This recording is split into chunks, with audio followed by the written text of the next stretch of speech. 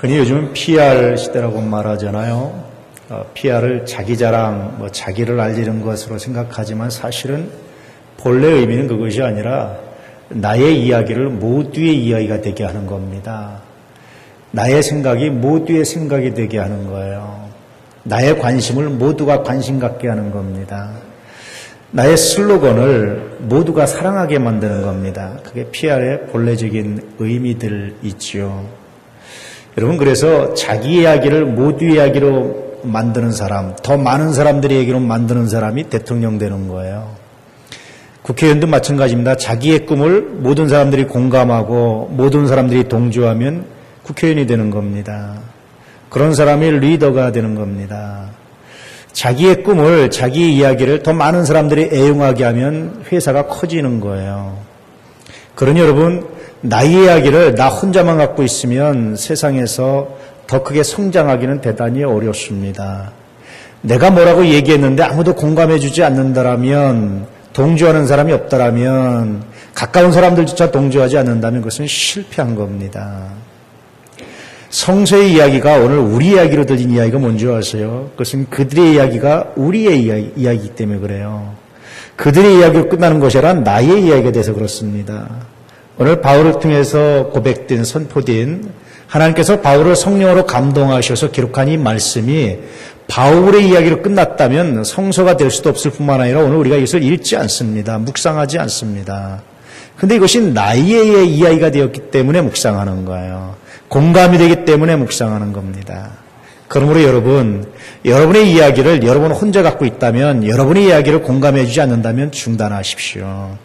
그 이야기를 많은 사람들이 공감할 때 비로소 그것이 의미를 가진다는 사실을, 힘이 된다는 사실을, 새로운 역사를 만들어내는 원동력이 된다는 사실을 기억하십시오. 특별히 하나님이 여러분의 이야기에 공감하지 않는다면, 하나님이 여러분의 이야기에 귀를 기울이지 않는다면, 하나님이 그렇다고 말씀하시지 않는다면 정말 아무 역사도 아무 사건도 일어나지 않습니다. 그러므로 나의 이야기가 얼마나 공감 능력이 있는지, 나의 이야기를 얼마나 많은 사람들이 이해하고 받아주고 있는지, 얼마나 많은 사람들이 동의하고 있는지를 생각해 볼 수 있어야 돼요.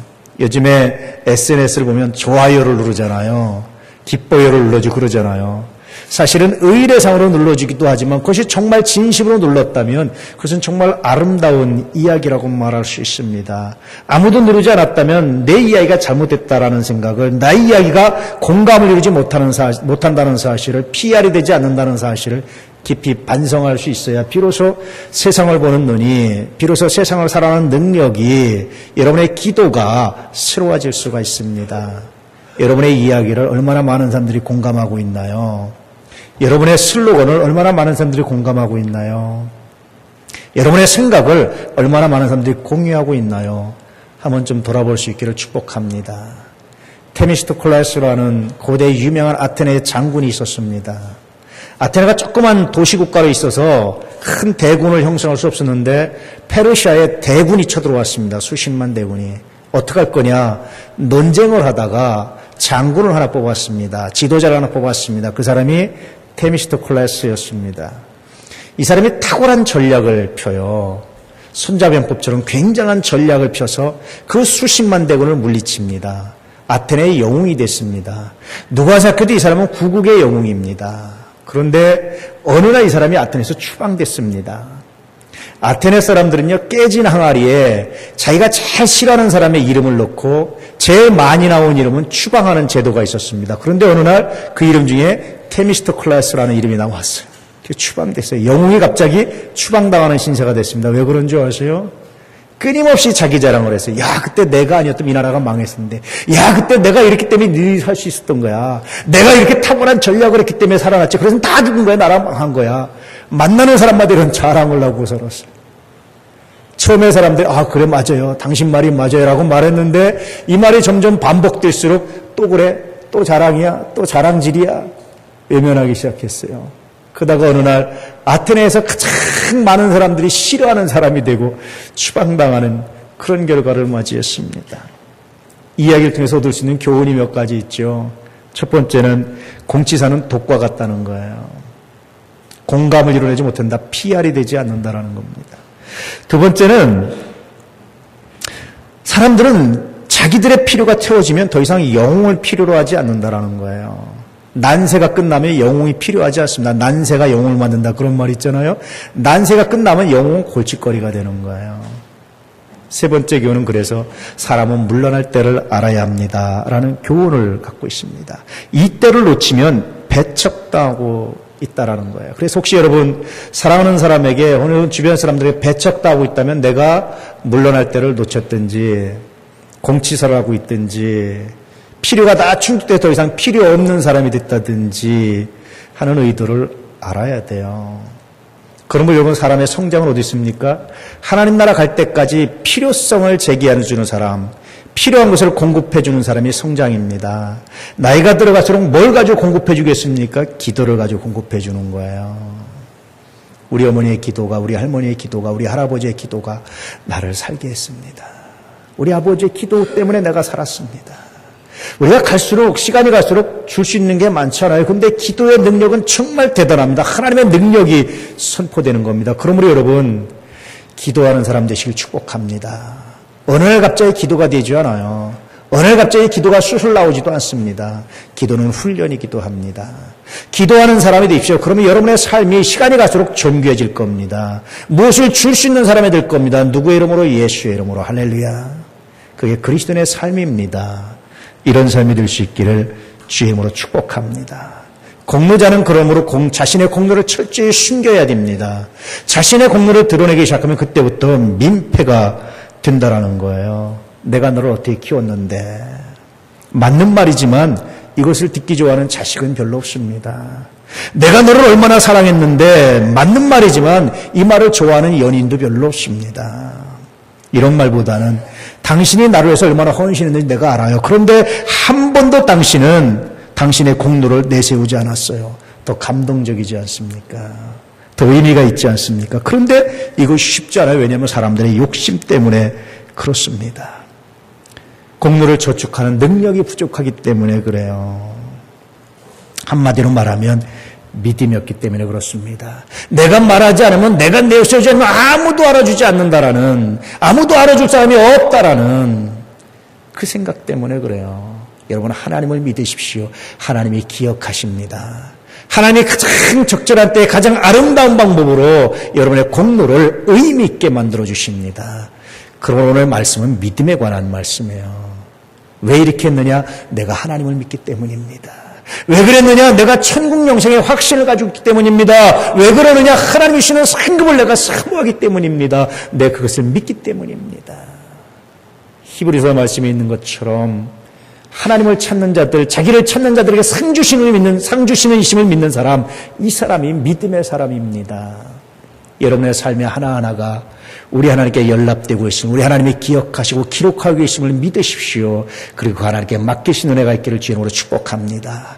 이 믿음에 대한 말씀이에요. 이 믿음이 있었기 때문에 비로소 이렇게 할 수 있었다라고 말하고 주고 있는 겁니다.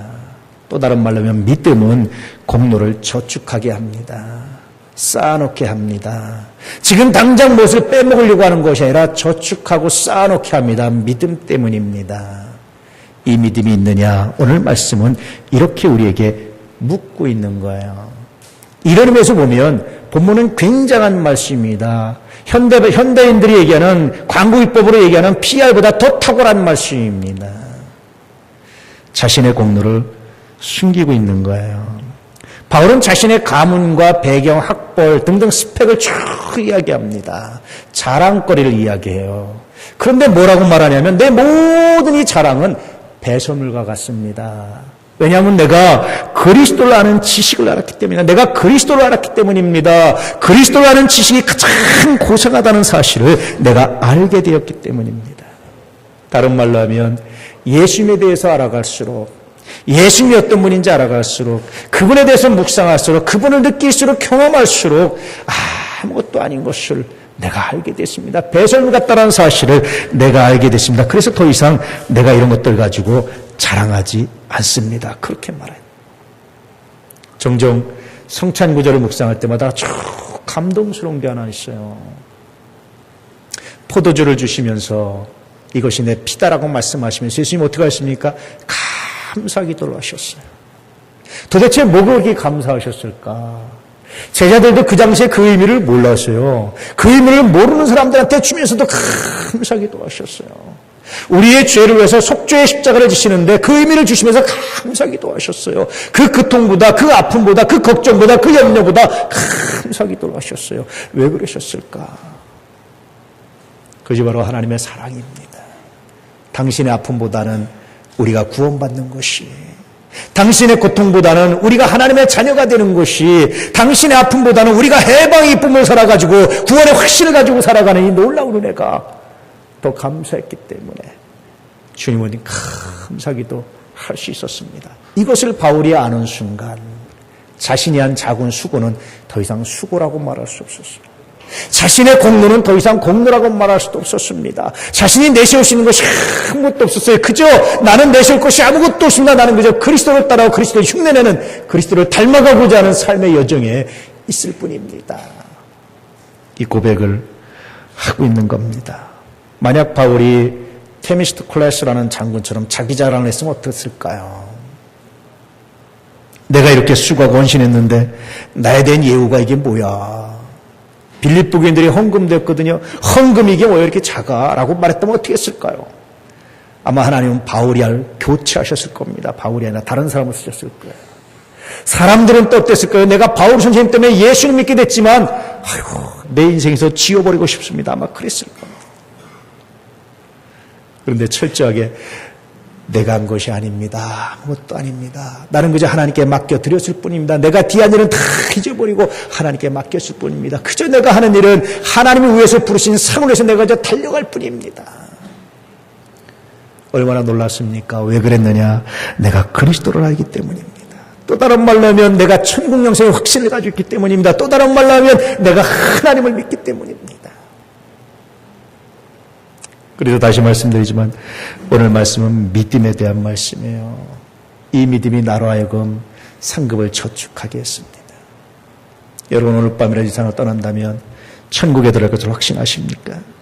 바울은 천국의 확신으로 차고 넘쳤기 때문에 자신의 공로를 천국에 저축할 수 있었던 거예요. 그 나라를 확신했기 때문에, 그 나라를 소망하기 때문에, 그 나라가 내게 주어진다는 것이 너무나 명료했기 때문에 그는 그렇게 자신의 공로를 아낌없이 드릴 수 있었다라는 겁니다. 이것이 오늘 말씀을 읽는 첫 번째 포인트입니다. 이 관점으로 다시 한번 읽어보겠습니다. 이제까지의 공로는 천국에 저축하고 앞으로의 헌신에만 전념하겠습니다. 왜냐하면 나는 그리스도라는 지식 이외에 나아가서 나에게는 천국의 소망이 있기 때문입니다. 이 고백이 여러분의 고백이 되기를 축복합니다.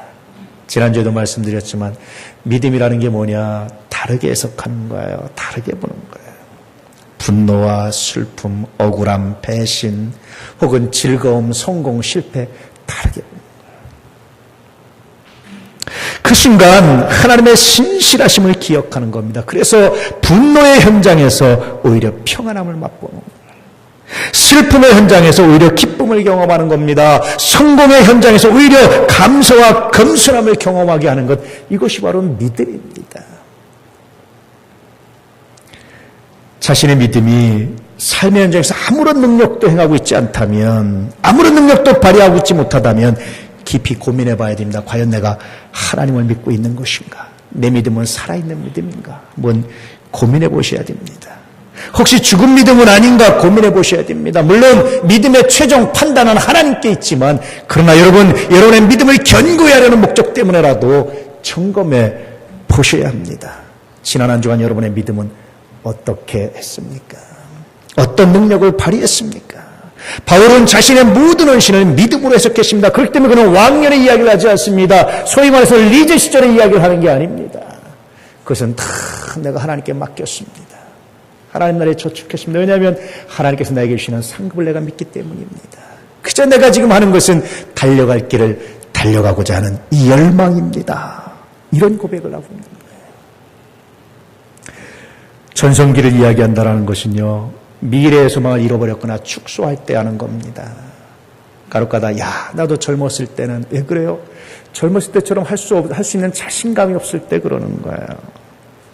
바울에게 있어서 진정한 전성기는 과거가 아니라 미래라고 말하는 겁니다. 예수 그리스도를 닮아가는 그때가 나의 전성기지 내가 지나간 나의 삶의 전성기가 아닙니다. 정말 놀라운 고백입니다. 삶에 대한 정말 놀라운 열정입니다. 그는 아직 자신의 전성기가 오지 않았다고 고백하고 있는 거예요. 그러므로요, 내 과거 일 가지고 전성기처럼 자랑할 것이 없습니다. 그렇게 얘기하는 겁니다. 이것이 본문을 읽는 두 번째 포인트입니다. 이 관점을 읽어보겠습니다. 이제까지 한 일은 예수께서 보이신 모범에 비하면 아무것도 아니기 때문에 나는 자랑할 것이 없습니다. 그러므로 나는 그리스도 예수 안에서 하나님이 위에서 부르신 상을 위하여 달려갈 뿐입니다. 변방의 이방인 선교사 바울, 이 사람이 바로 그래서 기독교의 핵심 멤버가 된 겁니다. 많은 사람들이 베드로를 수제자로 기억하고 있지만 역사가 토인비는 그래서 기독교를 만든 사람은 바울이다라고 말할 정도로 그는 그렇게 위대한 일을 했습니다. 왜냐하면 바울의 고백이 수많은 그리스도인들에게 공감을 불러일으켰기 때문에 그렇습니다. 수많은 그리스도인들이 나의 이야기가 되기를 원했기 때문에 그렇습니다. 수많은 그리스도인들이 그렇습니다. 그 이야기가 그 고백이 나의 고백이 되기 원합니다라는 고백을 했기 때문에 그래요. 궁극적으로 하나님이 바울의 고백을 인정하셨기 때문에 그렇습니다. 그 이유 중에 하나가 바로 오늘 본문입니다. 열심히 일했습니다. 최선을 다했습니다. 목숨을 아끼지 않았습니다. 그래서 많은 공적을 쌓았습니다. 많은 공로를 쌓았습니다. 그런데 그는 고백하기를 나는 그렇지만 낮아지고 잊어버리고 천국에 저축했습니다. 그런데 하나님은 천국에 저축된 하나님은 바울의 공로를 몇 배로 불리셨습니다. 그래서 높여주시고 기억해 주시고 아름답게 하셨습니다. 이런 고백이 담겨져 있습니다. 그래서 그는 이렇게 고백합니다. 현재 고난은 장차 받을 영광과 좋게 비교할 수 없다. 우리가 높아지려고 할 때마다 하나님은 언제나 낮춰주십니다. 그리고 우리가 낮아지려고 할 때마다 하나님은 언제나 높여주십니다. 그래서 제일 불쌍한 사람이 뭡니까? 스스로 높아지고 권위를 가지려고 하면 한없이 추락하게 되어 있어요. 누구도 존중하지 않습니다. 존경하지 않습니다. 왕 노릇하려고 하면 누구도 존경하지 않습니다. 추락하게 되어 있습니다.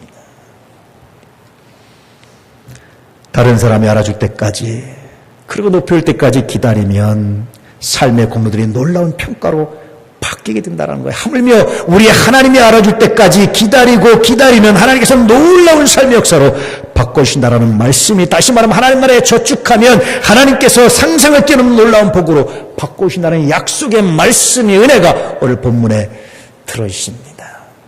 어떻습니까 여러분? 이런 하나님을 믿지 않으시겠습니까? 그리고 이런 하나님께 맡기지 않겠습니까? 이 하나님께 맡길 수 있는 은혜가 있기를 축복합니다. 종종 이런 고백을 합니다. 아들을 너무 잘 키우면 나라의 아들이 되고 이런 얘기를 합니다.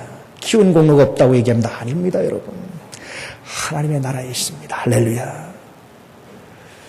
제가 어떤 노인분에게 돌아가셨는데 그분에게 그런 고백을 했어요. 아들을 정말 잘 키우셨어요. 근데 외로우셨어요. 저를 만나면 하소연을 하세요. 때로는 자식들 다 나가라고 그러고 저한테 속상한 걸 얘기하세요. 제가 그분한테 했던 위로가 그런 겁니다. 염려하지 마세요. 하나님께서 기억하십니다. 하나님 나라에 상급이 있습니다. 정말 놀라운 상급으로 그분은 지금 하나님 나라에 존재할 겁니다. 이것이 오늘 말씀 있는 세 번째 포인트입니다. 이렇게 이 관점을 읽어보겠습니다. 나는 스스로 나의 업적을 평가하지 않는다. 다만 나의 업적을 평가하시는 분은 오직 하나님 외에 없기 때문이다. 그러므로 나는 하나님의 평가를 기다리며 오늘도 나의 갈 길을 묵묵히 갈 것이다. 김희경이라는 작가 아시죠? 이분이 이런 글을 썼어요. 오늘 갑자기 친구가 재혼을 하겠다고 연락이 왔답니다. 그것도 아이가 3딸인 호라비한테. 너 미쳤냐? 친구들이 다 말렸습니다. 그런데 이 친구가 이 한마디에 아무도 말리지 못했대요.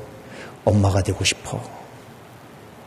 이 친구가 10여 년 전에 외아들을 교통사고로 잃었답니다. 설상가상으로 남편에까지 버림받아가지고 이혼당했습니다. 작은 가게를 하나 차려서 큰 군이 살아가고 있었답니다. 그런데 친구들이 만나면 손주 자랑, 손자 자랑, 사위 자랑, 며느리 자랑하니까 외로웠던 것 같아요. 그래서 아이가 없는 남자가 아니라 아이가 3딸린 호랍이에요. 결혼하려고 작정을 하고 그 아들 군대 보낼 때의 기쁨을, 딸 시집 보낼 때 그 마음을, 손주 사위를 맞을 때 그 마음을 자기는 경험하고 싶다고, 엄마가 되고 싶다. 내가 노후를 편안하기 위해서 재혼하는 것이 아니라, 내 노후의 편안함을 위해서 내가 대접받기 위해서 재혼하는 것이 아니라 엄마가 되고 싶어서, 헌신하고 싶어서. 그래서 아무도 반대하지 못했답니다. 이런 말을 하더라고요. 그 친구한테 가르쳐줄 노하우가 있습니다. 어떻게 하면 사위를 잘 구슬러서 용돈을 받아내는지 내가 방법을 가르쳐주겠습니다. 어떻게 하면 며느리를 잘 구슬러서 대접받는지 방법을 가르쳐주고 싶습니다. 이런 말로 글을 끝내더라고요. 본문이 생각나지 않습니까? 노후 때문에 대접받고 싶어서, 더 하고 싶어서 재혼하는 것이 아니라 엄마가 되고 싶어서, 헌신하고 싶어서, 수고하고 싶어서, 그리고 그것을 자랑하려고 하는 것이 아니라 그 자체를 의미 있게 만들고 싶어서. 또 다른 본문에 관련된 세상의 이야기가 아닐까라는 생각을 했습니다. 우리 도남의 가족들은 남편은 아내를 높이고 아내는 낮아지고, 아내는 남편을 높이고 남편은 낮아지는, 이것이 성서적인 가정입니다. 부모는 자식을 키운 공로를 말하지 않고 자식은 부모의 공로에 감사하는 것, 이것이 그리스도인의 가정입니다. 교회도 마찬가지입니다. 서로 존중하고 높이고, 그렇다고 해서 나는 높아지는 것이라는 낮아지고, 이것이 세상의 희망이 되는 주님이 원하시는 교회입니다. 오늘 바울이 이 모습 왜 그러냐고 묻는다면, 난 믿음이 있습니다. 나는 천국에 소망이 있습니다. 나는 하나님을 믿습니다. 바울처럼 이렇게 답변하는 믿음의 사람들 되시기를 축복합니다. 여러분의 삶을 믿음으로 해석하십시오. 여러분의 공로를 믿음으로 저축하십시오. 여러분이 상상하는 것 이상 미처 상상하지 못했던 놀라운 선물이 하늘로부터, 하나님께로부터 임하게 될 겁니다. 시간이 가고 세월이 갈수록 이 간증을 가지고 살아가는, 이 은혜를 가지고 살아가는, 이 능력을 가지고 살아가는 믿음의 사람들 되시기를 주의 이름으로 축복합니다. 사람들이 알아주지 않는다고 염려하지 마십시오. 하나님이 기억하십니다. 할렐루야. 사람들이 존중하지 않는다고 두려워하지 마십시오. 우리 하나님이 기억하십니다. 여러분이 상상하지 못했던 놀라운 일들로 바꾸시 우리 하나님을 찬양하시며 기도하는 은혜가 있기를 축복합니다. 우리 도남의 가족들 여러분을 축복합니다. 저축하는 은혜가 있기를 축복합니다. 믿음으로 해석하는 은혜가 있기를 축복합니다. 하나님의 놀라운 상고로 바꾸시는 걸 경험하며 간증하는 은혜가 있기를 축복합니다. 기도하겠습니다.